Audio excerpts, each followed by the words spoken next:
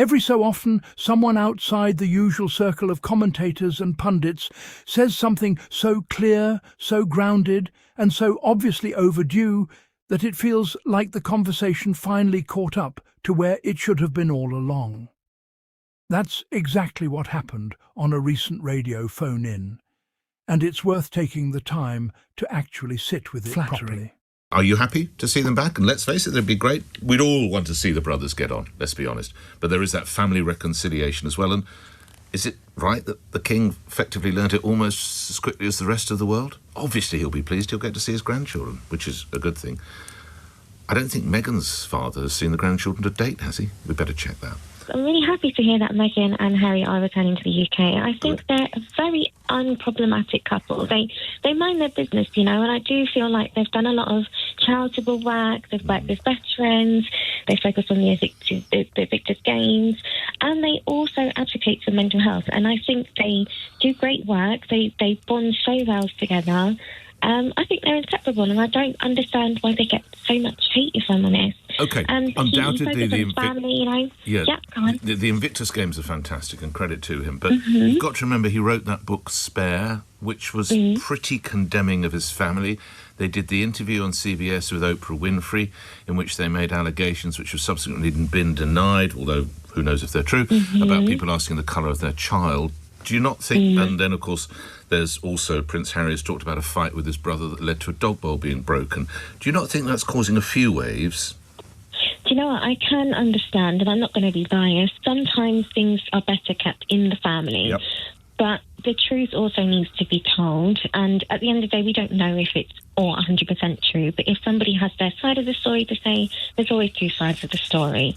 So, sometimes family situations should be, rectified and sorted and move on. But maybe this is their chance to do that, But he went and he focused on his family, and that's what I'm happy he did. And he's moving forward with them and to come back to the UK, and I think it's the right thing to do so. Lastly, if his mother was still alive, late Princess Diana, how would she be reacting to the news that at least her two boys were going to be in the same country again?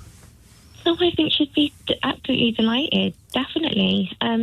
Everyone wants their children to come together when they have a little fight, and personally, I've been through it myself as well, so I know the feeling, but I wish she was here. I think a lot of people do wish that she was here, but I think it's going to be a great outcome for them both to come together. If I were to say this has come completely and utterly out of the blue, would I be right? Well, Ben, all I can say to you is that the true People's Princess is finally coming home. This has been the most unexpected development that I've heard all year. And believe you me, there have been an awful lot of unexpected developments when it comes to the Sussexes. Royal family proper, or the main tier, top tier royal family, get a bit of a break from media scrutiny or media attacks. And as a reward or as a consequence or as a price for that, they do not protect Meghan Markle from media intrusion and media attention with anything like the alacrity or the enthusiasm that they would have protected her sister-in-law. And the examples, I've given you one about the pregnancy bump. It moved on to the columnists the next day. The news stories moved on to the columnists. So when the columnists got hold of the Kate Middleton story, you get bumping along nicely. The Duchess was seen placing a protective hand on her tummy as she exited the event. Whereas when the columnists got hold of Meghan Markle, personally, I find the cradling a bit like those signs in the back of cars, baby on board, virtue signalling, as though the rest of us Baron Harridans deserve to burn alive in our cars. How do you go from a woman cradling her pregnancy bump to people burning alive in their cars unless you are objectively mad? You have been driven mad by something. You've been driven mad by Meghan Markle. But that is the country to which this couple are returning. And if I knew them, I would wonder why. Well, I don't need to know them to wonder why, but if I did know them, I would probably caution them not to be honest. Do you welcome them back? Yeah, I do. I wish them well. Just on a human level, you have to, don't you? Well, I agree with you, but not everybody does. Lorraine is in Stratford. Lorraine, what do you reckon? Thank you for taking my call. I feel really strongly about this. I'm Caribbean. Yes. I'm born and bred in England. I consider myself English. And watching Harry and his brother grow up, they went through a lot. They certainly did. For me, it was a case of understanding why he wanted to leave with his family in the first place, given that there was an initial plan. And I draw it back to the initial plan. When the Queen was alive, they had an initial plan, which was to work more closely on the Commonwealth matters because of understandings that Meghan actually would have brought to the table as well. When they got married, I thought that it was a huge plus for the royal family to actually have someone of I think we forget that, different Lorraine. heritage, and I think that's totally been forgotten. Yeah, the reaction was Why? largely, we're a decent country, we're a decent people until we get poison poured into our ears. Correct. And I felt the media did that. For and sure. I feel that they... What we didn't know at the time was Meghan was going through a lot, and we didn't know why. And then all of a sudden, they wanted to step back. Now, from what I recall and what I remember, that was because she lost a child, which is unimaginable. But then if you bring on the onslaught afterwards of the case of they just wanted to step back. They never said they wanted to leave. And if you look at the Queen Mother's, if you look at the Queen's speech, she said it was for a year and then it would be reviewed. And that's been totally forgotten, overridden by the media. So I felt like the public opinion was strongly against them because they wanted to step back. But that was for mental health reasons. I think that's chicken and egg. I think that the vitriol was in place long before that happened. I mean, some of the stuff I'm reading, 2018, 2019, when Kate tenderly cradles her baby bump, why can't Meghan Markle keep her hands off her bump? Can you explain that? I mean, what on earth is going on there? How did we not notice more at the time? I agree, all of that. And as a black woman in this country, I saw that, and many people did see that, although there were still many people that felt the opposite, and I accept that. Everyone's entitled to their own opinion. But I do think the gravy train went and everybody jumped on the bandwagon and actually forgot what she was going through, what they were going through as a family in the beginning. Do you think we'll ever be able to get a proper answer to the question of what caused the avalanche of unpleasantness? No, because I don't think, personally, that what Harry calls the institution and what different people in the royal households will be honest about it. I honestly don't think we'll get to the truth because of that lack of honesty. For whatever reason, it might be because they don't want to, it might be that they can't. I don't think we'll get to the truth. I do think Harry is a person of integrity and does tell the truth, albeit people won't accept it because they think he's influenced a lot more by Meghan. But again, but that's misogynistic, isn't it? Or I don't know if that's the right word, but the idea that a woman, any man who I don't know, wants to get in touch with his own trauma or his own past or understands vulnerability. This is a man that we have all watched tear off a microphone in front of a television camera and rush towards trouble when an alarm went off at Camp Bastion in Afghanistan.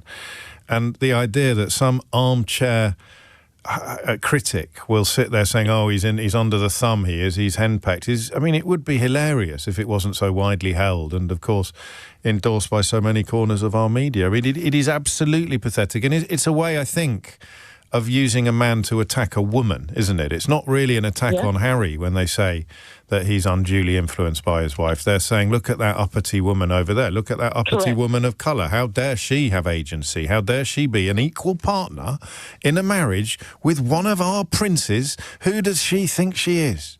Correct. And I agree with every part of that. Bring it back to the current day now. Why would they want to come back? Yeah, why? Things are different, and I do believe that Harry does want to rebuild things.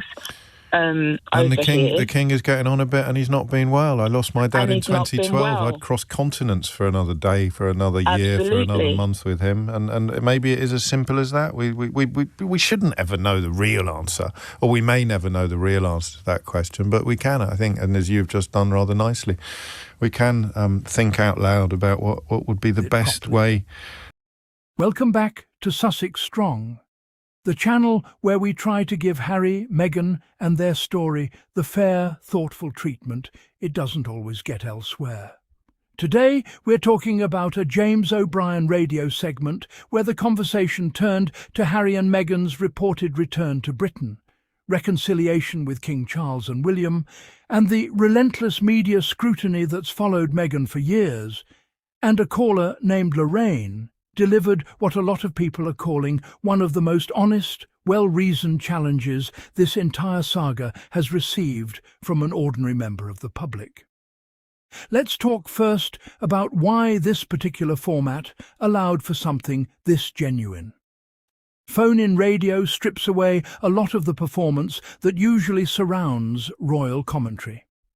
There's no media team shaping the message in advance, no incentive to play a character for an audience. Lorraine wasn't a professional pundit with a book to promote or a reputation to manage. She was just someone who picked up the phone and said clearly and calmly what a lot of people who care about fairness in this story have apparently been thinking for a long time. So what did she actually say, and why does it matter this much? Her central argument focused on a persistent double standard in how Meghan has been treated compared to other royal figures over the years, a pattern many Sussex supporters have pointed to for a long time, often without this level of mainstream platform to make the case properly. What made Lorraine's version genuinely compelling, from what's been reported, was how measured and specific she was, building an actual argument rather than simply expressing frustration, which gave the point real staying power rather than getting dismissed as pure emotion. Let's actually engage with the substance of the double standard argument, because it deserves to be taken seriously rather than waved away, and because it's something this community has discussed at length for years. The core claim is straightforward: behaviours, choices, and even minor missteps that get read as forgivable or entirely unremarkable when other royal figures are involved have consistently generated outsized criticism when Meghan does anything comparable. This has been documented, discussed, and analysed by multiple commentators and media researchers over the years, with a considerable body of evidence supporting at least a meaningful version of this claim, even if reasonable people can disagree about its full extent. What made Lorraine's framing notable, based on how it's being discussed, is that she reportedly built her case around the cumulative pattern rather than any single incident, pointing to how quickly certain negative narratives about Meghan took hold early on, and how persistently they've been repeated ever since, largely regardless of context, clarification, or the passage of time. That's exactly the kind of grounded, pattern-based argument that this community has been making for years, and it's genuinely heartening to hear it land this clearly on a mainstream platform, reaching people well beyond the usual Sussex-focused spaces. This kind of pattern-based argument also happens to be much harder to dismiss than a single comparison, which is worth noting for anyone who's ever had this exact argument waved away in an online debate. Critics often try to poke holes by finding some small difference between any two specific incidents being compared. But a years-long, consistently repeated pattern doesn't fall apart because of one imperfect comparison. It holds up precisely because it's built from dozens of smaller moments that together tell a much harder story to explain away. Let's talk about the Commonwealth piece of this too, because it's a part of the story that deserves so much more recognition than it usually receives. Before stepping back from official duties, Harry and Meghan held genuine roles connected to Commonwealth youth engagement. Real, substantive work that quietly got buried under the noise of everything else happening around them. Part of the broader conversation apparently touched on this directly, and it's worth emphasizing clearly here. Whatever anyone thinks about the family dynamics, there was real, meaningful work happening in that space. Work that deserves to be remembered and credited rather than forgotten, simply because it wasn't dramatic enough to make headlines. This community has always understood that this work mattered, even when it never generated much mainstream attention.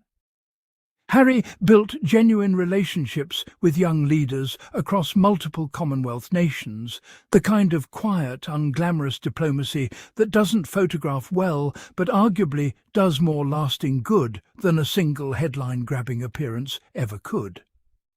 When people tally up everything this family lost through this entire saga, it's worth insisting that this specific loss, the loss of that relationship-building work, not just titles or duties in the abstract, gets counted too, because it represents something genuinely valuable that deserved better than being forgotten. Now, the stepping back language deserves real attention too, because this phrase has quietly shaped public perception of this entire story for years, in ways that genuinely aren't fair to Harry and Meghan. Framing their departure as stepping back implies something close to a quiet, almost apologetic withdrawal, rather than what it actually was, a response to specific, well-documented grievances that both of them have since explained at considerable length through interviews, a documentary series, and a published memoir. Lorraine reportedly challenged this framing directly, and it's genuinely validating to hear that pushback delivered this clearly and this publicly, because this community has been saying exactly this for years, without always getting the mainstream platform to make the point land. It's worth sitting with how much a single phrase like that can shape years of public understanding. If the media had simply described their departure as leaving from the beginning rather than stepping back, it's entirely possible the entire subsequent conversation would have unfolded differently, with less implicit judgment baked into the very language being used. That's precisely why callers pushing back on specific wording, the way Lorraine apparently did, matters more than it might initially seem. Language outlives news cycles, and it quietly shapes how millions of people remember events long after the original headlines fade. This naturally led the conversation toward the British press, and here's where things get difficult but genuinely necessary to discuss honestly. Harry's relationship with British tabloid media has been openly adversarial for years, documented extensively through legal proceedings and public statements from every side involved. The reported discussion apparently raised the question of whether the press has done any real self-examination about its role in this whole saga, or whether it simply moved forward to the next chapter without ever meaningfully reckoning with what came before. That's a question this community has been asking for a long time, and it's genuinely encouraging to hear it asked this directly on mainstream radio rather than staying confined to Sussex supportive spaces where it might be too easily dismissed as biased. It's worth being honest, too, about how little real institutional change has actually happened, even years into this conversation. Individual journalists and commentators have occasionally softened their tone or quietly walked back specific claims over time. But actual editorial practice, the decisions about which stories get chased, which photographs get published, which words end up in a headline, hasn't visibly shifted nearly as much as the public conversation around fairness has. That gap between individual regret and institutional accountability is exactly the kind of thing this community has been pointing to for years, often without the mainstream platform to make it land the way Lorraine's call apparently did. King Charles and William both entered the broader conversation too, and it's worth treating both of them with the same fairness we'd want extended to Harry and Meghan. Charles's position throughout this saga has remained genuinely difficult. A father managing real tension between personal relationships and institutional responsibility, generally staying above public statements while working through things quietly. William's position remains the more emotionally complicated piece of this story, shaped by specific publicly aired grievances that have defined the brothers' relationship in recent years. Neither situation resolves because of a single radio call, and it's worth acknowledging that reconciliation, if it happens, will likely take real time and genuine effort from everyone involved, not just recognition of past unfairness. It's worth remembering, too, that William carries a specific kind of pressure here that's easy to overlook. As the future king, virtually everything he does regarding Harry gets read not just as a personal choice between brothers, but as a preview of how the institution itself will handle family tension once he's the one setting the tone. That's an enormous weight to place on what is, underneath all the headlines, still a relationship between two brothers who grew up together and lost their mother together. This community can hold both truths at once: genuine hope for reconciliation and genuine understanding that William's position here is more complicated than simple headlines usually allow for. So here's the real question worth sitting with. Is British media actually prepared to treat a genuine Harry and Meghan return fairly? Or will the same patterns that arguably contributed to their departure in the first place simply resume the moment they're back within reach? This is genuinely the heart of what Lorraine's challenge was getting at, and it's a fair, important question for every outlet covering this ongoing story, including this one. The honest answer is probably that meaningful change takes real, sustained effort, not just a shift in public sentiment. Media organisations don't typically transform their coverage patterns simply because attitudes shift somewhat, especially when older patterns have historically generated significant engagement. But there does seem to be a genuinely growing willingness among both commentators and the broader public to call out unfair treatment the moment it resurfaces, and that kind of accountability matters, even if it doesn't guarantee immediate change. This community in particular has played a real role in building that accountability over the years, simply by continuing to point out unfairness clearly and consistently. It's worth noting, too, that this entire conversation happening on mainstream radio, rather than staying confined to Sussex supportive spaces online, genuinely matters. It suggests these questions about fairness and media accountability have moved into broader public conversation in a way that gives them real staying power, regardless of what ultimately happens with any actual return to Britain. We'd love to hear your honest thoughts on this one. Do you think Lorraine's challenge about the media double standard captures something real that's been under-discussed for too long? Do you think British coverage would genuinely be fairer if Harry and Meghan return in a sustained way? Or do you worry the same old patterns will simply resume?